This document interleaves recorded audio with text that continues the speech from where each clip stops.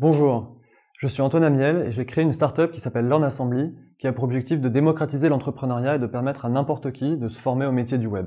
Dans cette vidéo, on va voir pourquoi c'est important de se créer un site internet et concrètement comment le créer avec moins de 500 €. Aujourd'hui, le premier réflexe que les gens ont quand ils veulent se renseigner sur quelqu'un, sur une entreprise ou sur un produit, c'est d'aller taper sur internet et d'aller lire ce qui a été écrit. Et donc, puisque les gens tapent et cherchent sur internet, eh bien, autant qu'ils aillent sur un site internet que vous avez créé et qui présente votre information.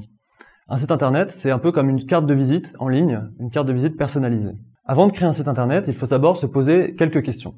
Il faut se demander qu'est-ce que recherche votre cible, quels mots elle va taper sur les moteurs de recherche pour vous trouver. Et ensuite, vous allez créer un site internet qui va attirer le trafic en fonction de ces mots-clés. Il faut aussi savoir qu'il y a plusieurs types de sites internet. On ne crée pas juste un site internet, il y a plusieurs catégories. Et en fonction de votre objectif, de votre cible et de vos moyens, vous allez choisir différents outils et différentes catégories de sites internet. Alors, quelles sont ces catégories? La première, c'est le site vitrine. C'est un site tout simple qui présente, avec quelques photos et quelques blocs de texte, votre offre ou ce que vous faites, votre projet. En général, ce sont des sites, par exemple, des sites pour des agences ou pour des freelances.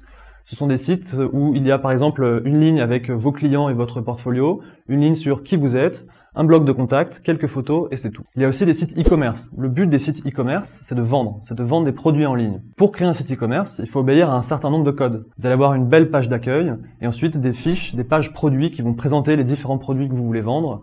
Il faut rassurer le client, lui donner toutes les informations dont il a besoin. Et donc c'est un type de site internet extrêmement spécifique. Il y a un autre type de site internet, ce sont les blogs.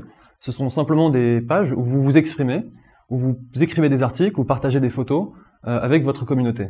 Et enfin, il y a les sites type portail, qui sont des sites qui regorgent d'informations, des articles, des informations institutionnelles, et qui sont extrêmement complets et extrêmement lourds. On vient de voir qu'on pouvait créer des sites internet très facilement, avec peu de temps et peu de moyens, en se posant les bonnes questions et en se demandant quels sont les messages qu'on veut faire passer et qui sont ses clients et quelle est sa cible. Maintenant, je vais vous présenter quelques outils que vous pouvez utiliser pour créer votre propre site. Pour créer un site internet, en général, il faut coder, il faut écrire des lignes de code, il faut savoir programmer. Mais aujourd'hui, il existe des outils qui vous permettent de créer votre propre site sans avoir à écrire une seule ligne de code. C'est ce qu'on appelle des CMS, des Content Management Systems. Ce sont des solutions qui vous permettent de créer un site internet très facilement, sans avoir à coder vous-même.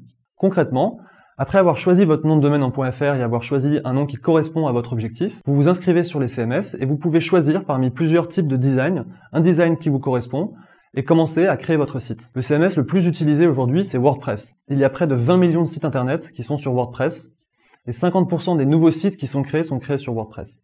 Donc concrètement, après avoir acheté votre nom de domaine, vous le redirigez sur votre site WordPress et vous pouvez très facilement mettre en ligne votre premier site internet. Sur WordPress, vous avez également des plugins.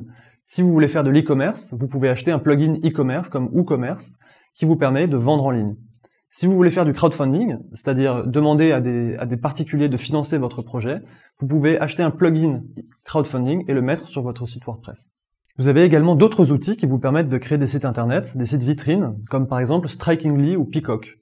Ce sont des outils extrêmement simples qui vous proposent des types de design, encore une fois. Vous choisissez, vous l'achetez et vous pouvez avoir votre site internet en quelques minutes. La troisième possibilité, si vous voulez créer un site internet e-commerce qui vend des produits. Vous avez des CMS faits pour l'e-commerce, comme par exemple Magento, PrestaShop, WheezyShop, qui vous permettent de créer des boutiques en ligne assez facilement. Pour créer des sites e-commerce, des sites de vente en ligne, vous pouvez donc vous inscrire sur ces plateformes et ensuite accéder à des forums où d'autres entrepreneurs, d'autres e-commerçants pourront vous répondre, échanger, poser des questions. La dernière chose à prendre en compte quand on veut créer un site internet, c'est un peu les codes de tous les sites internet. Aujourd'hui, il y a certaines choses que vous ne pouvez pas éviter. Il existe beaucoup de sites et donc les gens sont devenus très exigeants. Ils sont devenus exigeants à la qualité du design, à la qualité des photos et de l'architecture de l'information. Donc il faut créer un site internet qui correspond aux besoins et aux attentes des internautes aujourd'hui.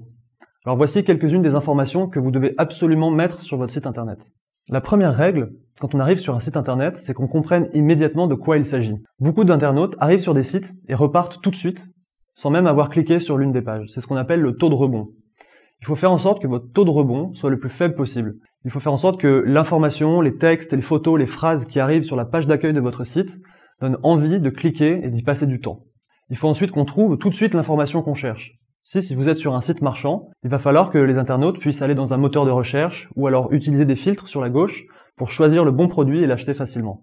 Il faut également prévoir un module d'inscription pour permettre aux gens de laisser leurs coordonnées, et ça vous permettra de créer une base de données, d'envoyer des newsletters et de rester en contact avec votre communauté. Aujourd'hui, il existe des outils pour envoyer des newsletters, pour envoyer des emails, extrêmement abordables, voire quasiment gratuits. Dernière chose très importante à faire figurer sur votre site internet, ce sont les mentions légales et les conditions d'utilisation. Vous pouvez vous informer sur le site de la CNIL pour savoir quelles sont toutes les démarches à suivre. Grâce aux outils que je viens de vous présenter, vous pouvez facilement créer un site internet avec vos propres moyens.